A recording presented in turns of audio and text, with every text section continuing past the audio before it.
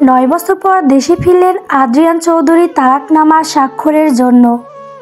মাত্র 22 বছর বয়সে বাবার বন্ধুর 10 বছরের মেয়ের সাথে তার বিয়ে হয়েছিল, যার নাম আরিশা। সেদিনই তিনি দেশ ছেড়েছিলেন। তার কাছে এটা বিবাহ ছিল না, ছিল এক লজ্জাজনক প্রহসন। সে সম্পর্কটা তার জীবনের সবচেয়ে বড় অভিশাপ আর নির্বাসনের কারণ ছিল। গভীর রাতে যখন ঢাকা শহরের অভিজাত চৌধুরী ম্যানশনের প্রবেশদ্বারে আদ্রিয়ানের বিলাসবহুল ক্যাবটি থামল, তখন তার চোখ মুখে ছিল না কোনো ক্লান্তি, ছিল কেবল কঠিন জমাট এক ঘেন্না। দীর্ঘ 9 বছর বহির্বিশ্বে নিজেকে এক চরম ক্ষমতাধর সাম্রাজ্যের অধিপতি হিসেবে প্রতিষ্ঠা করেছেন তিনি, কিন্তু এই বাড়িটার চৌকাঠ পেরোলেই তার মনে পড়ত এক অপ্রাপ্তবয়স্ক বালিকার সাথে জোর করে বেঁধে দেওয়া সম্পর্কের শৃঙ্খল। আজ তার ফেরার একমাত্র কারণ সপ্তাহখানেক আগে বাবার স্পষ্ট আলটিমেটাম, যদি সংসার না করিস তবে মেয়েটাকে মুক্তি দে, তালাক দে। আদ্রিয়ান ঠান্ডা হেসেছিলেন। মুক্তি? তিনি তো এইটাই চেয়েছিলেন। এই সম্পর্কটা তাকে আর এক মুহূর্তেও বয়ে বেড়াতে হবে না। তালাক দিয়ে তিনি আবার নিজেই তৈরি সাম্রাজ্যে ফিরবেন, সম্পূর্ণ মুক্ত হয়ে।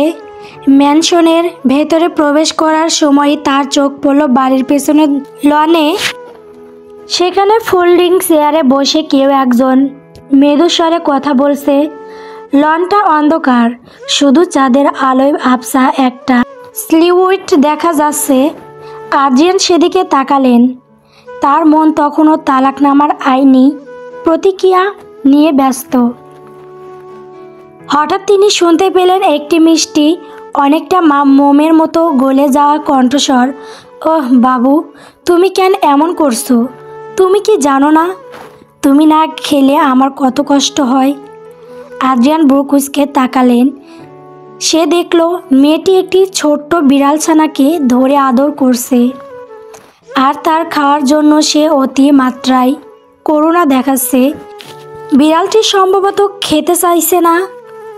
মেয়েটির কথা বলার ধরন, প্রতিটি শব্দে যেন অতিরিক্ত মিষ্টতা, এক ধরনের ন্যাকা ভাব, যা সাধারণত আদ্রিয়ান তীব্রভাবে অপছন্দ করেন।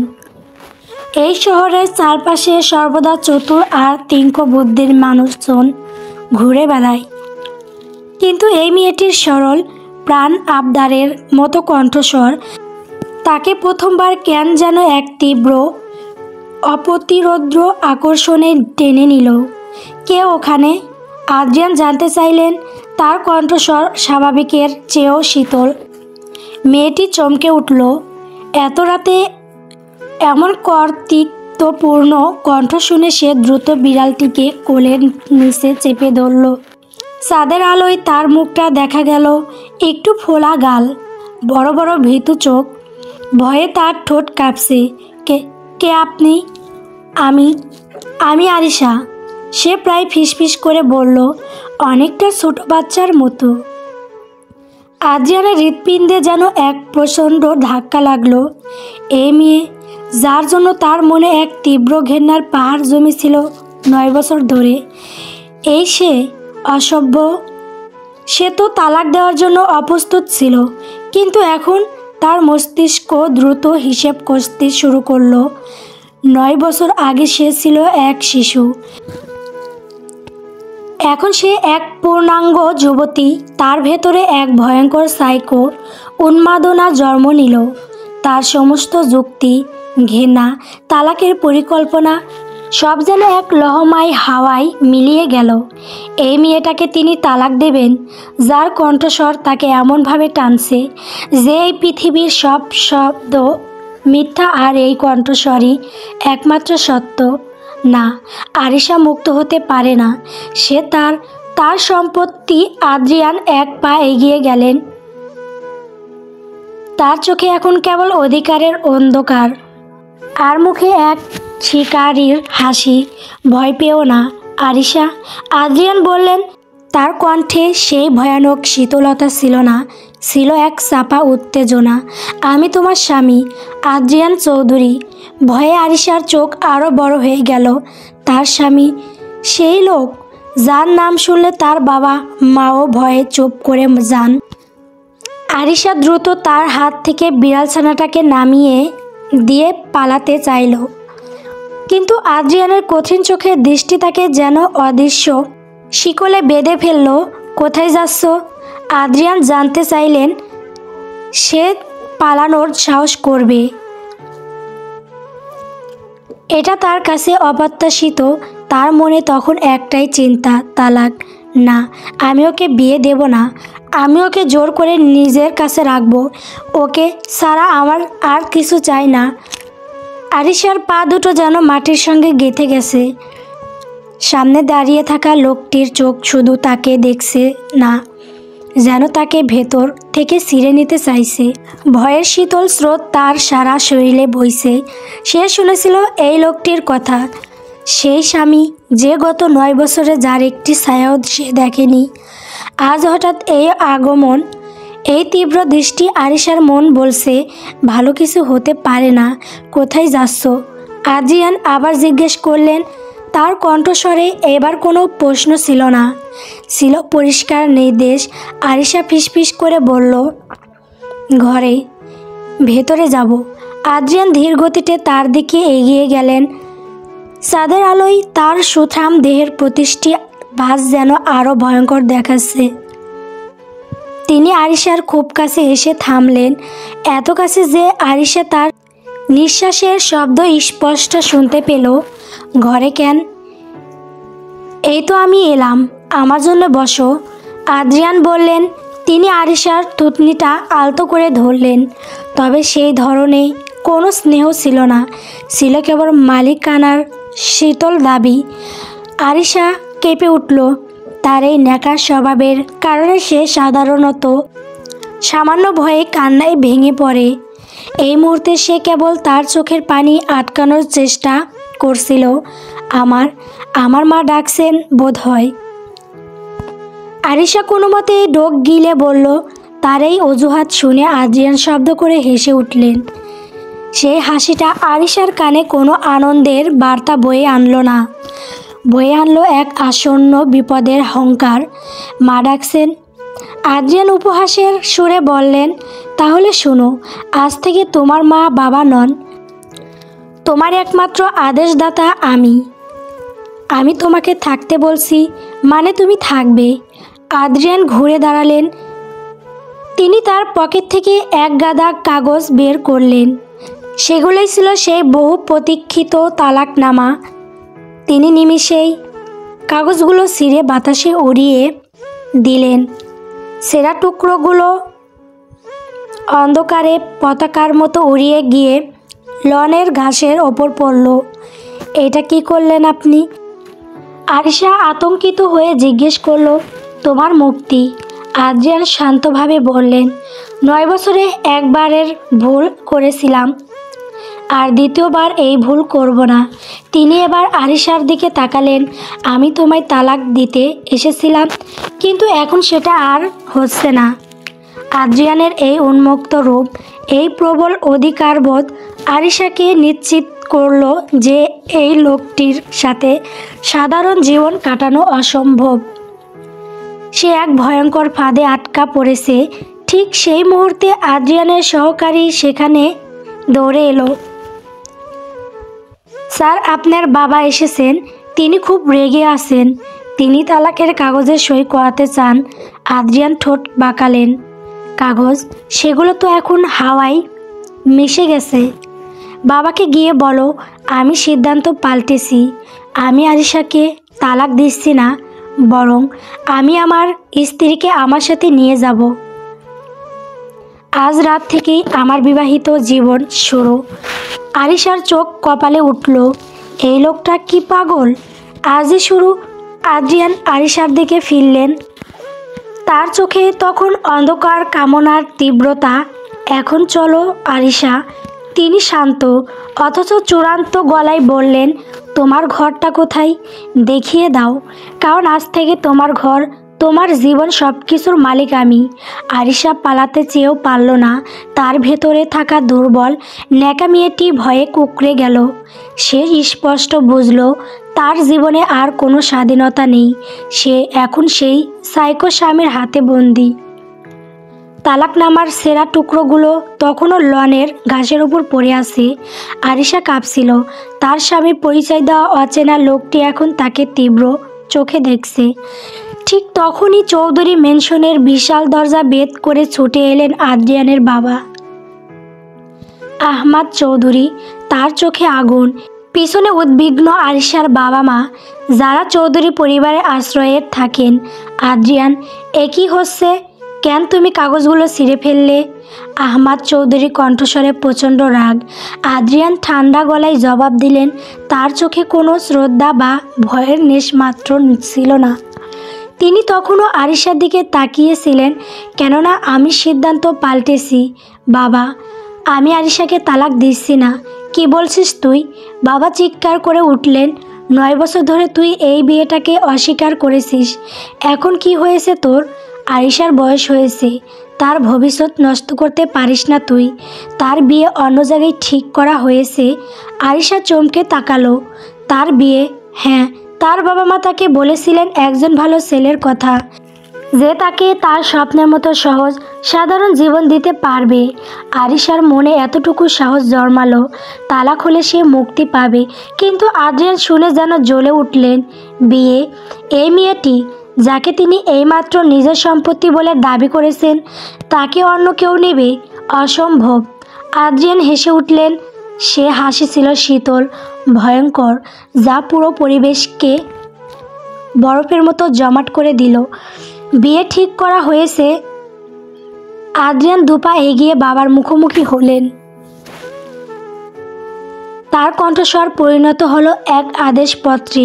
তালাকের প্রশ্নই নেই। আমি বলছি এই বিয়েটা টিকে থাকবে। আর আরিশার বিয়ে অন্য কোথাও নয়, আমার সাথেই হয়েছে, সেটাই সত্য। আহমাদ চৌধুরী হতাশায় ভেঙে পড়লেন। কিন্তু তুই তো ওকে চিনিসও না। 9 বছর পর হঠাৎ তুই ওর জীবনটা ধ্বংস করে দিবি? আদ্রিয়ান এবার আরিশার দিকে ফিরলেন। তার চোখে তীব্র অধিকার, কোনো যুক্তি সেখানে স্থান পাচ্ছে না। ধ্বংস? আদ্রিয়ান শান্তভাবে বললেন, আরিশা, তোমার কাছে কি মনে হয় আমি তোমার জীবন ধ্বংস করব? আরিশা ভয়ে কাঁপতে লাগলো। সে জানে এই মুহূর্তে হ্যাঁ বলাটাই আরও ভয়ঙ্কর হবে। সে শুধু মাথা নিচু করে রইল। ঠিক সেই মুহূর্তে আরিশার বাবা, যিনি এতদিন ভয়ে নীরব ছিলেন, তিনি পরিস্থিতি সামলাতে দ্রুত এগিয়ে এলেন। তিনি জানেন আদ্রিয়ানের ক্রোধ মানে তাদের পরিবারের সর্বনাশ। আদ্রিয়ান বাবা। আরিশার বাবা কাঁপতে কাঁপতে বললেন, তুমি ঠিক বলছো। আরিশা তোমার স্ত্রী, তোমার কথাই শেষ কথা। ওই প্রস্তাবটা আমরা বাতিল করে দেব। তুমি যখন আরিশার দায়িত্ব নিচ্ছ। আরিশার মায়ের চোখের জল, কিন্তু তিনিও মাথা নেড়ে সায় দিলেন। আদ্রিয়ান বিজয়ী হাসি হাসলেন। তার ক্ষমতা জয়ী হয়েছে। খুব ভালো। আদ্রিয়ান বললেন। তিনি এবার আরিশার দিকে হাত বাড়ালেন। তাইলেই চলো আরিশা, আমরা আমাদের দাম্পত্য জীবনের আনুষ্ঠানিকতা শুরু করি। আরিশা তার বাবা মায়ের বিশ্বাসঘাতকতা এবং আদ্রিয়ানের ক্ষমতার কাছে আত্মসম্পূর্ণের দৃশ্য দেখল। তার চোখে সে অসহায়িত এবং ভয় ছাড়া আর কিছুই ছিল না। সে পালাতে চেয়েছিল, কিন্তু তার পা দুটো যেন এই প্রথম আদ্রিয়ানের ইচ্ছার কাছে মাথা নত করল। আদ্রিয়ান কারো অনুমতি না নিয়েই আরিশার হাতটা শক্ত করে নিজের হাতের মুঠোয় তুলে নিলেন। তার এই স্পর্শে আরিশা চমকে উঠল। বাবা। আদ্রিয়ান বললেন। তার দৃষ্টি তখনও আরিশার দিকে নিবদ্ধ। আজ থেকে আরিশা আমার সাথে থাকবে। কাল সকালে যেন কেউ আমাদের বিরক্ত না করে। এরপর তিনি আর কোনো কথা না বলে আরিশাকে টেনে ম্যানশনের ভেতরে নিজেদের শয়ন কক্ষের দিকে নিয়ে যেতে লাগলেন। আদ্রিয়ান প্রায় টেনে নিয়ে গেলেন আরিশাকে। বিশাল করিডর পেরিয়ে তারা এসে দাঁড়ালেন আরিশার ঘরের দরজার সামনে। আরিশার ঘরটি ছিল হালকা গোলাপি আর সাদা রঙের, অনেকটা ছোট মেয়েদের পড়ার ঘরের মতো। তার সহজ সরল জীবনের প্রতিচ্ছবি। আদ্রিয়ান দরজার দিকে তাকালেন, তার ঠোঁটে বাঁকা হাসি। ঠিক আছে আরিশা, আদ্রিয়ান বললেন, তোমার ঘরটা দেখাও। আরিশা দরজা খুলল। ঘরটি ছিল উষ্ণ, নরম আলোয় ঢাকা। ঘর জুড়ে আরিশার ব্যবহৃত ছোটোখাটো জিনিসপত্র সরানো, একটি টেডি বিয়ার, টেবিলে রাখা রং পেন্সিল বক্স। আদ্রিয়ানের শীতল চোখ পুরো ঘরটি জরিপ করলো। তার মনে হলো 9 বছরে এই ঘর, এই মেয়েটিকে সারা শেষ যে সময় কাটিয়েছে তার প্রতিশোধ তিনি এক্ষুনি নেবেন। এই ঘরটা তোমার। আদ্রিয়ান বললেন, আর এই ঘরের সব কিছুর মতোই তুমি এখন আমার। আরিশা কাঁপতে কাঁপতে বিছানা থেকে দূরে সরে গেল। আমি মেঝেতে ঘুমাবো, সে ফিসফিস করে বলল। আদ্রিয়ান তার দিকে এক পা এগিয়ে এলেন। কেন? আমি আপনাকে ভয় পাই, আরিশা সরলভাবে বলল। তার এই অকপট ন্যাকা জবাব আদ্রিয়ানকে স্তব্ধ করে দিল না, বরং তাই সাইকো উন্মাদনাকে আরও উস্কে দিল। ভয়, এটাই তো সে চেয়েছিল। এই ভয়ই তার অধিকার। আদ্রিয়ান কাছে এসে দেওয়ালের সাথে আরিশাকে এমনভাবে চেপে ধরলেন যেন সে আর 1 ইঞ্চিও নড়তে না পারে। তার কণ্ঠস্বর পরিণত হলো এক গভীর চাপা গর্জনে। ভালো কথা, তুমি আমায় ভয় পাও, সেটা তোমার মনে থাকুক, কারণ ভয়টাই হলো আমাদের সম্পর্কের ভিত্তি। এই ভয় তোমার ভালোবাসার অভাব পূরণ করবে। তবে মনে রেখো আরিশা, এই বিছানাটা আমাদের দুজনার। তুমি মেঝেতে শোবে না, তুমি আজ আমার পাশেই শোবে। তিনি আরিশার দিকে আরও ঝুঁকে এলেন। তার তীব্র নিঃশ্বাস আরিশার কানে এসে পড়ল। আর হ্যাঁ, আদ্রিয়ান ফিসফিস করে বললেন, তোমার সেই বিড়াল ছানাটির নাম কি? আরিশা ভয় ও লজ্জায় চোখ বন্ধ করে ফেলল। বাবু। ঠিক আছে, বাবুকে বিদায় দাও। আদ্রিয়ান বললেন, আজ রাত থেকে তোমার বাবু আমি। এই বলে তিনি নিজের ঠোঁট আরিশার কপালে নামিয়ে আনলেন।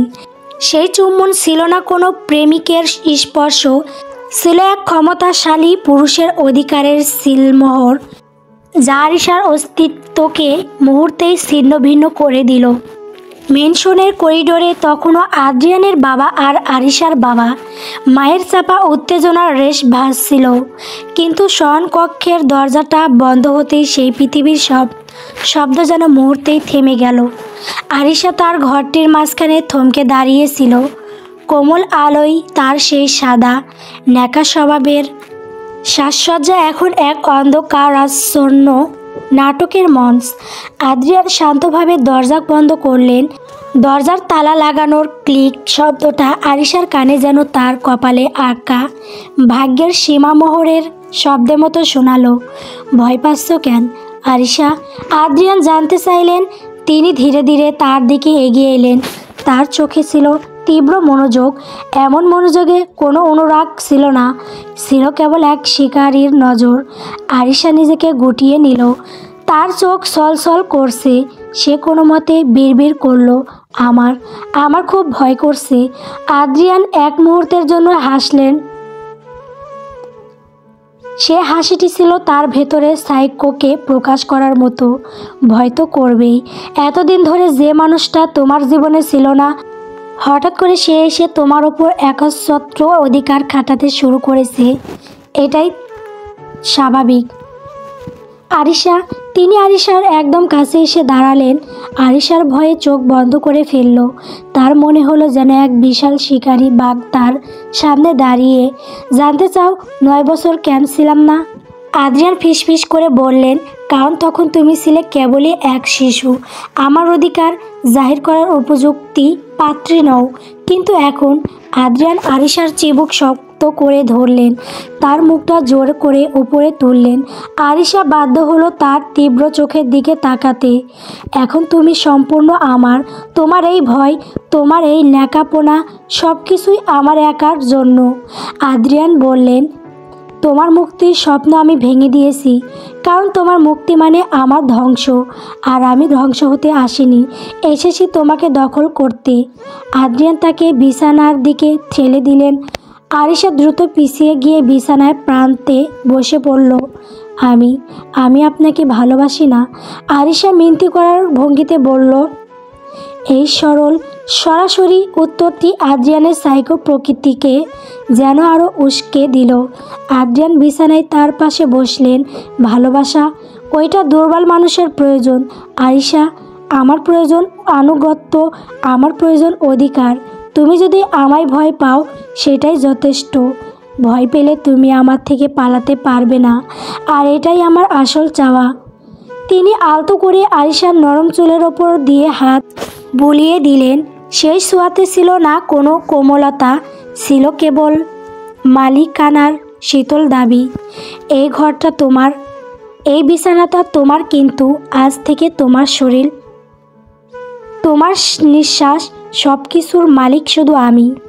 আদ্রিয়ান বললেন, আর আজ রাতে আমি আমার এই অধিকার প্রতিষ্ঠিত করব। এরপরের মুহূর্তগুলো আরিশার কাছে ছিল কেবল অন্ধকার আর তীব্রতার। আদ্রিয়ান জোর করে তার জীবনের প্রতিটি কোণায় তার অধিকারের চিহ্ন এঁকে দিলেন। সেই রাত ছিল না কোনো ভালোবাসার মিলন, ছিল এক ক্ষমতাধর সাইকো পুরুষের চরম অধিকারের উন্মুক্ত প্রকাশ, যেখানে আরিশার ন্যাকাপনা বা ভয় কোনো কিছুই তাকে রক্ষা করতে পারল না। ভোরের প্রথম আলো যখন চৌধুরী ম্যানশনের প্রধান শয়নকক্ষে প্রবেশ করল, তখন সেই আলো যেন আরিশার ভয়কে আরও প্রকট করে তুলল। সে বিছানার এক কোণে গুটিয়েছিল, তার চোখে ছিল আতঙ্ক, আর শরীরে ছিল গত রাতের অধিকার প্রতিষ্ঠার শীতল চিহ্ন। ভোরের আগে আরিশা যখন ভয়ে জড়সড় হয়ে নিঃশব্দে কাঁদছিল, আদ্রিয়ান পাশে স্থির ঘুমাচ্ছিলেন। তার মুখে ছিল এক গভীর শান্ত তৃপ্তি, যা আরিশাকে আরও বেশি ভয় পাইয়ে দিচ্ছিল। এই লোকটি ঘুমের মধ্যেও যেন এক প্রবল ক্ষমতা ধরে রেখেছে। সামান্য নড়াচড়ার শব্দে আদ্রিয়ানের চোখ খুলল। শীতল তীব্র সেই দৃষ্টি সরাসরি আরিশার ভিত চোখে গিয়ে পড়ল। ভোর হয়ে এলো, ঘুমাতেই তো পারলাম না, তিনি ফিসফিস করে বললেন, তার চোখে এক বিজয়ের হাসি। Good morning Arisha. আদ্রিয়ান হাসলেন। সেই হাসি ভালোবাসার ছিল না, ছিল এক বিজয়ী। এখন যাও, তৈরি হও, কারণ আজ থেকে বাইরের পৃথিবী জানবে তুমি শুধু আরিশা নও, তুমি আদ্রিয়ান চৌধুরীর স্ত্রী। তিনি আরিশার হাতটা টেনে নিয়ে নিজের হাতের মতোই রাখলেন। ভয় পাচ্ছ কেন? তোমার স্বামী তো তোমার পাশেই আছে, আদ্রিয়ান বললেন। আরিশা দ্রুত তার হাত সরিয়ে নিতে চাইল, কিন্তু পারল না। আমি মুক্তি চাই, আরিশা ফিসফিস করে বলল। তার ন্যাকা স্বভাবের কারণে কথা বলার সময়ও তার কণ্ঠস্বর ভেঙে যাচ্ছিল। আদ্রিয়ান তাকে আরও কাছে টেনে নিলেন। মুক্তি? তুমি কি সত্যিই জানো তুমি কি চাইছো? তুমি আমার স্ত্রী আরিশা, আর আমার সাম্রাজ্যের মুক্তির কোনো স্থান নেই। তিনি আরিশার কপালে ঠোঁট ছোঁয়ালেন। সেই ছোঁয়া ছিল দাবি আর নিয়ন্ত্রণের। এরপর আদ্রিয়ান বিছানা ছাড়লেন। তিনি যখন সম্পূর্ণ প্রস্তুত হয়ে ঘর থেকে বের হলেন, তখন তার মুখে ছিল সেই একই অপ্রতিরোধ্য অহংকার। কিন্তু হল ঘরে পা রাখতেই তিনি দেখলেন বাবা আহমাদ চৌধুরী তার অপেক্ষায় বর্জ্যের মতো স্থির হয়ে দাঁড়িয়ে আছেন। তুই কি ভেবেছিস আদ্রিয়ান? বাবার কণ্ঠস্বর ক্রোধে কাঁপছে। 9 বছর আগে পালিয়ে গিয়েছিলি কেন? কেন তখন দায়িত্ব নিসনি? আর আজ হঠাৎ ক্ষমতা দেখানোর জন্য ফিরে এসেছিস? আরিশার জীবন নিয়ে খেলা করার তোর অভ্যাস হতে পারে, আমার নয়। আদ্রিয়ান শান্তভাবে কফির কাপ নিলেন। আমি আরিশার সাথে কোনো খেলা করছি না বাবা, আমি আমার অধিকার প্রতিষ্ঠা করছি। অধিকার? আহমাদ চৌধুরী হতাশায় জোরে টেবিল চাপড়ালেন। আমি তোকে এই মেয়েকে তালাক দিতে বলেছিলাম, কারণ তার বিয়ে তার ভবিষ্যতের জন্য আরও ভালো কারোর সাথে ঠিক করা হয়েছিল। আরিশা আমার বন্ধুর মেয়ে, তোর মতো সাইকো সে 9 বছর পর ফিরে এসে এক রাতের উন্মুক্ততায় তার জীবনকে বেঁধে ফেলবে। তার হাতে আমি আরিশাকে রাখবো না। আহমাদ চৌধুরীর চোখে এবার দৃঢ়তা। তিনি আর আদ্রিয়ানের ক্ষমতার কাছে ভয় পাচ্ছেন না। আমি স্পষ্ট বলে দিচ্ছি আদ্রিয়ান, বাবা বললেন, কালই আমি আবার তালাকের নোটিশ পাঠাচ্ছি। আমার বন্ধু এবং তার মেয়ের ভবিষ্যৎ আমারও দায়িত্ব। তোর মতো ক্ষমতা আর অহংকারের অন্ধ ছেলের হাতে আমি ওকে তুলে দিতে পারি না। আদ্রিয়ান কফির কাপটি টেবিলে রাখলেন। সেই কাপ থেকে সামান্য কফি ছিটকে পড়ল, কিন্তু আদ্রিয়ানের চোখ এত শান্ত ছিল যে তা আরও ভয়ঙ্কর মনে হচ্ছিল। খুব ভালো কথা বাবা, আদ্রিয়ান বললেন। তোমার এই জেদ আমার পছন্দ হয়েছে, কিন্তু মনে রেখো আমার অধিকার কেবল কাগজে নয়, আমার রক্তে। আরিশা আমার। তুমি যদি ওকে ডিভোর্সি হিসেবেও অন্য কারোর হাতে তুলে দিতে চাও, তবে সেই ব্যক্তি পৃথিবীর যে প্রান্তেই থাকুক না কেন, সে আরিশাকে পাওয়ার আগেই হারিয়ে যাবে। আদ্রিয়ান এবার হাসলেন। সে হাসি ছিল এক স্পষ্ট হুমকি। আমি তোমাকে শেষবারের মতো বলে দিচ্ছি। আদ্রিয়ানের কণ্ঠস্বর এবার শীতল ও হিংস্র। আরিশা আমার স্ত্রী, আমার সম্পত্তি। তুমি বা আর কেউ যদি আমার স্ত্রীকে অন্য কারো হাতে দেওয়ার স্বপ্ন দেখো, তাহলে মনে রেখো আমি শুধু আরিশাকেই ভালোবাসি না, আমি প্রতিশোধও নিতে জানি। আরিশার গায়ে যার ছায়া পড়বে তাকে আমি রাখবো না। আদ্রিয়ান এরপর ঘুরে দাঁড়ালেন। তার দৃষ্টি এখন কেবল আরিশার ঘর লক্ষ্য করে। তিনি জানেন তার এই হুমকি আরিশার কানেও গিয়ে পৌঁছানো প্রয়োজন। আহমাদ চৌধুরীর ক্রোধপূর্ণ কথাগুলো যখন করিডর পার হচ্ছিল, তখন আরিশা তখনও শয়নকক্ষের দরজা ধরে দাঁড়িয়ে। তার কান বন্ধ করার ক্ষমতা নেই। তার প্রতিটি কঠিন বাক্য সাইকো, ডিভোর্সি, অন্য কারো হাতে তুলে দেব, তার হৃদয়ে হাতুড়ির মতো আঘাত করছে। আর আদ্রিয়ানের শেষ কথা, আরিশার গায়ে যার ছায়া পড়বে তাকে আমি রাখবো না। এই বাক্যটি আরিশার মেরুদণ্ড দিয়ে যেন এক শীতল স্রোত বয়ে দিল। সে বুঝল তার মুক্তির একমাত্র পথটি এখন তার জীবন এবং তার মা বাবা, এমনকি সেই ভালো ছেলেটির জীবনের জন্য বিপজ্জনক হয়ে উঠেছে। আদ্রিয়ান তাকে শুধু দখল করেনি, তাকে অদৃশ্য শিকলে বেঁধে ফেলেছে। হলরুম থেকে আদ্রিয়ানের পায়ের শব্দ শোনা গেল, শক্ত প্রত্যয়ী কদম। আরিশা দ্রুত বিছানায় এসে শুয়ে পড়ল। চোখ বন্ধ করে ঘুমের ভান করার আপ্রাণ চেষ্টা করল। তার ভয় এই মুহূর্তে সর্বোচ্চ স্তরে পৌঁছেছে। আদ্রিয়ান ঘরে ঢুকলেন। তিনি সোজা আরিশার কাছে এলেন এবং তার পাশে বসলেন। তিনি দেখলেন আরিশার শরীর থরথর করে কাঁপছে। ঘুমিয়েছো আরিশা? আদ্রিয়ান আলতো করে জিজ্ঞেস করলেন। আরিশা কোনো জবাব দিল না। আদ্রিয়ান নিঃশব্দে হেসে উঠলেন। ঘুমাওনি আমি জানি, তোমার চোখ বন্ধ, কিন্তু তোমার হৃদস্পন্দন বলছে তুমি ভয়ে পান মরে যাচ্ছ। আর আমি সেটাই চেয়েছিলাম। তিনি আরিশার কপালের চুলগুলো সরিয়ে দিলেন। সেই স্পর্শেও আরিশা আঁতকে উঠল। বাইরে যা শুনেছো ভুলে যাও। আদ্রিয়ান বললেন, তোমার বাবা মা আমার বাবা মা, কিন্তু অন্য কেউ, তারা কেউ তোমাকে আমার থেকে কেড়ে নিতে পারবে না, কেউ না। তোমার জন্য এখন একমাত্র পৃথিবী আমি। তুমি আমার স্ত্রী আরিশা, আর আমার স্ত্রী আমার কাছ থেকে পালিয়ে যাওয়ার কথা ভাববে, এই চিন্তাটাও আমার কাছে অসহ্য। আদ্রিয়ান তাকে আরও শক্ত করে জড়িয়ে ধরলেন। আরিশার অবস্থা এখন কেবলই এক অসহায় বালিকার মতো। এখন তৈরি হও, আদ্রিয়ান বললেন। এই বাড়িটা এখন আমার বাবার ক্রোধে পূর্ণ। তোমার মতো কোমল হৃদয়ের মানুষের জন্য এই পরিবেশ নয়। আমরা এখনই এই ম্যানশন ছেড়ে চলে যাচ্ছি। আরিশা অবাক হয়ে আদ্রিয়ানের দিকে তাকালো। কোথায়? কোথায় নিয়ে যাব তা তোমার জানার দরকার নেই, আদ্রিয়ান বললেন। শুধু জানবে সেটা আমার নিজের সাম্রাজ্য, সেখানে আমার বাবাও কোনো প্রভাব নেই। সেখানে তুমি শুধু আমার চোখেই বাঁচবে। প্রায় 1 ঘন্টা পর আরিশা তার হালকা মেয়েলি সেলোয়ার কামিজ পরে তৈরি হলো। আদ্রিয়ান তার লাগেজ গোছানোর কোনো সুযোগ দেয়নি।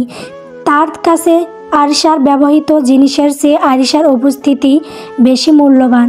আহমাদ চৌধুরী তখনও হল রুমে বসেছিল। তার চোখ লাল। আদ্রিয়ান যখন আরিশার হাত শক্ত করে ধরে মেনশনের দরজা দিয়ে বের হতে যাচ্ছিল, বাবা ক্রোধে ফেটে পড়ল। দাঁড়া আদ্রিয়ান, তুই ওকে কোথায় নিয়ে যাচ্ছিস? এই মেয়েকে তোর কাছে থাকতে দেব না। আদ্রিয়ান একবারের জন্যও থামল না। তার চোখ আরিশার চোখে। ভুল করো না বাবা। আদ্রিয়ান বলল, আরিশা তোমার বন্ধুর মেয়ে নয়, আরিশা আমার স্ত্রী আর আমার সম্পত্তি। আমি যেখানে খুশি নিয়ে যেতে পারি। তুমি কাকে তালাক দিতে চেয়েছিলে? চেষ্টা করো, কিন্তু মনে রেখো, তোমার সেই তালাকনামা সই করার আগেই আরিশা তোমার নাগালের বাইরে চলে যাবে। এরপর তিনি তার বাবাকে অবাক করে দিয়ে আরিশাকে নিয়ে মেনশন থেকে বেরিয়ে গেল। বাইরে অপেক্ষায় একটি ব্যক্তিগত হেলিকপ্টার, যা চৌধুরী মেনশনের বিশাল মাঠে প্রস্তুত ছিল। আরিশা চোখ কপালে উঠল। এই লোকটি কি সত্যি পাগল? হেলিকপ্টারে ওঠার সময় আদ্রিয়ান আরিশার কানের কাছে ঝুঁকে এলেন। তোমার বাবা তোমাকে মুক্তি দিতে চেয়েছিল, কিন্তু দেখো আরিশা, আমি তোমাকে মুক্ত করিনি, তোমাকে আমার স্বর্ণালী খাঁচায় বন্দি করলাম।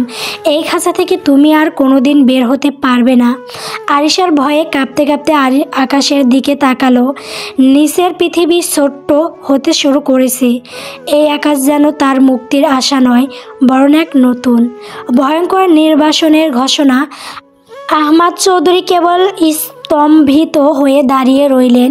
আদ্রিয়ান চৌধুরী ব্যক্তিগত বিলাসবহুল দুর্গে, যা শহরের আকাশ ছোঁয়া এক টাওয়ারের শীর্ষে অবস্থিত। নিচে থাকা দুনিয়াটা এখন থেকে কেবল বিন্দুর মতো দেখায়। আরিশা একটা বিশাল কাচের জানালার সামনে দাঁড়িয়ে আছে, তার চোখে ভয় আর অবিশ্বাস। এই স্বর্ণালীর খাঁচায় সে বন্দি, আর সেই খাঁচার রক্ষক তার সাইকো স্বামী। আদ্রিয়ান তখনও তাকে অপেক্ষায় করেই ব্যস্ত ছিলেন। ল্যাপটপে তার সাম্রাজ্যের নিয়ন্ত্রণ নিচ্ছিলেন। তার এই স্বাভাবিক আচরণে আরিশাকে আরও ভয় পাইয়ে দিচ্ছিল। আমার বাবা মা, আরিশা ফিসফিস করে বলল, তারা ভালো আছেন তো? আদ্রিয়ান ল্যাপটপ থেকে চোখ না তুলেই বলল, খারাপ থাকবে কেন? এত সুন্দর একটা মেয়েকে জন্ম দিয়ে তারা আরও বেশি ভালো থাকবেন। আরিশা চুপ হয়ে গেল। ঠিক সেই মুহূর্তে শহরের অন্য প্রান্তে, যেখানে আরিশার জন্য নির্ধারিত পাত্রের পরিবার থাকে, সেখানে শুরু হলো এক চরম আতঙ্ক। লোকটির নাম আবিদ হোসাইন। আরিশার সাথে যার বিয়ে ঠিক হয়েছিল, সেই আবিদ রাতে তার ব্যক্তিগত লাইব্রেরিতে বসেছিল। তখন দরজায় মৃদু টোকা পড়ল। আবিদ দরজা খুলতেই দেখল এক বিশাল দেহী, সম্পূর্ণ কালো পোশাকে ঢাকা এক মূর্তি দাঁড়িয়ে। আলো ছায়ার খেলায় তার মুখ দেখা যাচ্ছিল না, শুধু বোঝা যাচ্ছিল তার দেহের প্রতিটি রেখা ইস্পাতের মতো শক্ত। তাকে কোনো মানুষ মনে হচ্ছিল না। আবিদের ভয়ে গলা শুকিয়ে গেল। কে কে আপনি? আবিদ কোনো মতে জিজ্ঞেস করলো। ছায়ামূর্তি কোনো জবাব দিল না।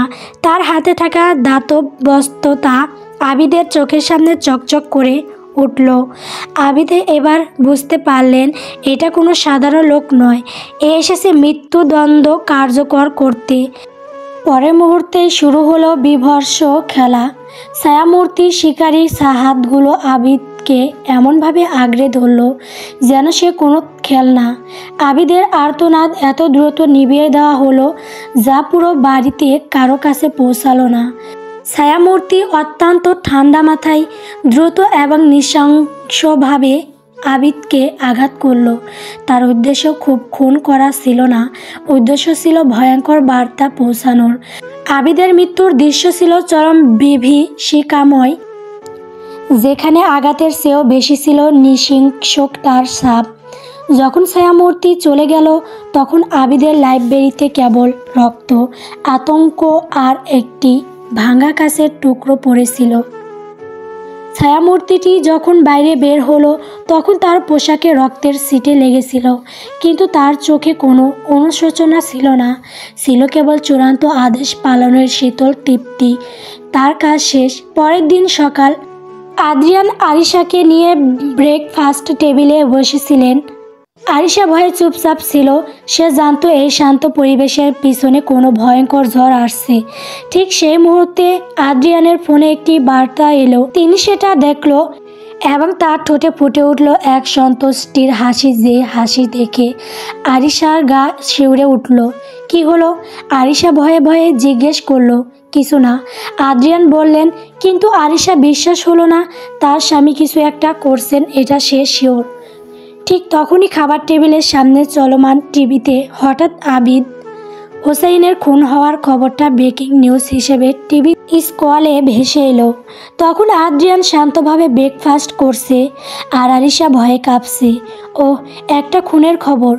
আদ্রিয়ান অত্যন্ত নির্বিকারভাবে বললেন, খুবই দুর্ভাগ্যজনক, কষ্ট লাগলো দেখে। আমার বয়সীও ছেলেটা এভাবে মারা গেল। আরিশা মনে হলো যেন মাসের পুত্রক শোক। আরিশা তাকে জিজ্ঞেস করলো, আপনি কি করেছেন? আদ্রিয়ান তার দিকে তাকালেন।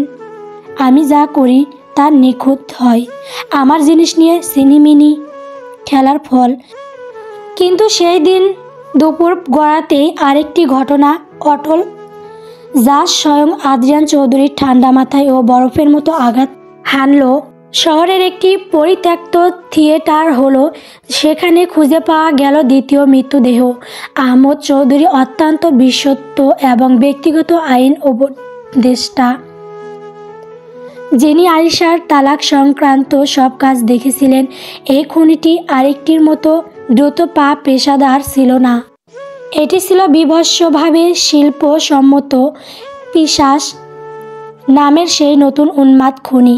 তার শিকারকে নিয়ে যেন এক ভয়ঙ্কর প্রদর্শনীও সাজিয়েছে। মৃতদেহটি মঞ্চের মাঝখানে এমনভাবে রাখা ছিল যেন সে কোনো নাটকের প্রধান চরিত্র। পিশাচ তার শিকারকে প্রথমে সরাসরি মারে না, সে ধীরে ধীরে অত্যন্ত সূক্ষ্ম যন্ত্রপাতি ব্যবহার করে শিকারের শরীরে এমন সব জায়গায় আঘাত করে যা মারাত্মক নয় কিন্তু অসহ্য যন্ত্রণাদায়ক। এই পদ্ধতি শিকারকে মানসিকভাবে সম্পূর্ণ ভেঙে দেয়। সবচেয়ে ভয়াবহ দিক ছিল পিশাচের স্বাক্ষর, যে শিকারের শরীর থেকে সুনির্দিষ্ট কিছু ত্বক এবং মাংস এমন নিপুণভাবে কেটে নিয়েছিল যা দেখে মনে হচ্ছিল যেন তা থেকে রক্তের পাপড়ি তৈরি করা হয়েছে। সেই পাপড়িগুলো মঞ্চের চারপাশে ছড়িয়েছিল, যা দূর থেকে দেখলে মনে হবে যেন কোনো ভয়াবহ রক্তিম ফুলের বাগান তৈরি করা হয়েছে। মৃতদেহের মুখে হাসি ফুটিয়ে তোলার জন্য পিশাচ এমনভাবে চিবুক ও পেশি কেটেছিল যেন মনে হলো শিকার ভয় পেয়ে নয়, বরং আনন্দের সঙ্গে মারা গেছে। মঞ্চের ওপার একটি রক্ত দিয়ে আঁকা প্রতীক, যা ছিল পিশাচের স্বাক্ষর, একটি ভাঙা চাঁদের মতো। খবরটা যখন আদ্রিয়ানের কাছে পৌঁছালো তখন তিনি ল্যাপটপে তার কাজ নিয়ে ব্যস্ত। তার সহকারী কাপা হাতে খবরটি দিলেন, স্যার, এটি অন্যরকম খুন। আবিদের খুনের সাথে কোনো মিল নেই। খুনের ধরন ভয়ানক এবং এটি যেন কোনো উন্মাদ শিল্পীর কাজ। আদ্রিয়ান স্ক্রিনের সেই বিভৎস সজ্জার ছবি দেখলেন। আবিদের খুন ছিল তার নির্দেশে, কিন্তু এটি আদ্রিয়ান চৌধুরী জীবনে প্রথমবার অন্য কারো চরম ক্ষমতা দেখে চমকে উঠল।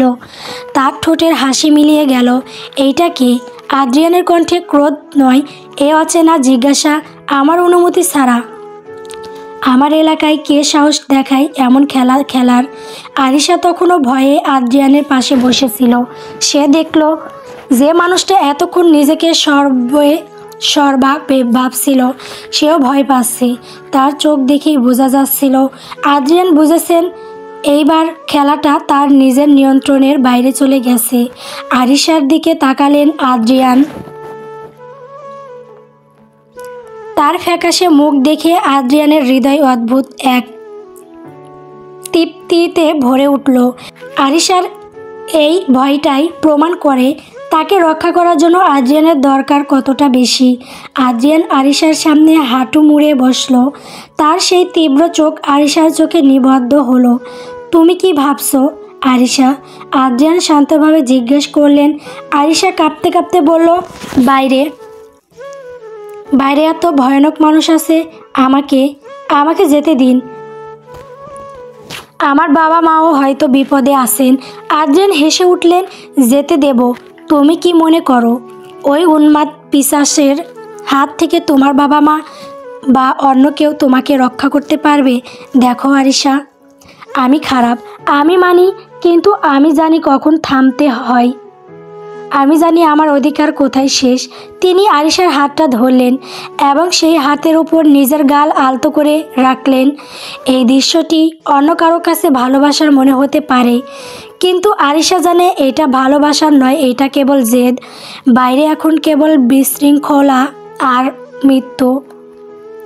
আদ্রিয়ান ফিসফিস করে বললেন, আমার এই স্বর্ণালী খাঁচাটাই তোমার একমাত্র নিরাপদ স্থান। তুমি আমার সাথে থাকার কারণেই তোমার ওপর কারো ছায়া পড়েনি। তুমি আমাকে ঘৃণা করতে পারো আরিশা, কিন্তু তুমি আমাকে ছাড়া বাঁচতে পারবে না। আদ্রিয়ানের এই কথাগুলো আরিশার মস্তিষ্কে যেন গেঁথে গেল। সে বুঝতে পারল তার ঘৃণা করার অধিকার আছে, কিন্তু পালানোর অধিকার নেই। আরিশার এবার মাথা নিচু করলো, তার কাঁধ দুটো কেঁপে উঠল। আদ্রিয়ান এই দৃশ্য দেখে তৃপ্ত হলেন। তার স্ত্রী অবশেষে তাকে মেনে নিচ্ছে। আদ্রিয়ান আলতো করে আরিশার গলা জড়িয়ে ধরলেন। তার নিঃশ্বাস আরিশার কানে এসে পড়ল। তুমি আমার আরিশা, এইটা ভুলে যেও না। ঠিক তখনই সেই নিবিড় মুহূর্তে আদ্রিয়ানের ব্যক্তিগত ইনক্রিপ্টেড ফোনটা বেজে উঠল। স্ক্রিনে বার্তা, আইনজীবীর কাছ থেকে জরুরি নোটিশ। বাবা তালাকের প্রতিক্রিয়া শুরু করেছেন। কাল সকালে কোর্টে তুলব। আদ্রিয়ানের মুখ সেই মুহূর্তে পাথর হয়ে গেল।